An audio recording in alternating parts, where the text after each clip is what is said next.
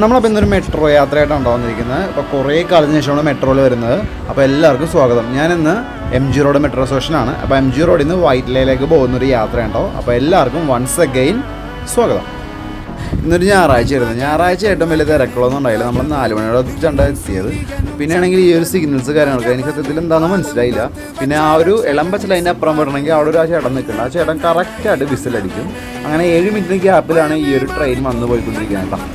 നിങ്ങളപ്പോൾ എൻ്റെ കൈ ഇങ്ങനെ കാണുമ്പോൾ എന്താ വിചാരിക്കുന്നത്? കൈ കാണിക്കുന്നത് ഭയങ്കര ചൂടായിരുന്നു, അത്രയും വേർത്തുകൊണ്ടിരിക്കുന്നത് കേട്ടോ. മുകളിൽ ഷീറ്റാണ് ഇട്ടേക്കണം, അതിൻ്റെ ചൂട് അസഹനീയമാണ്.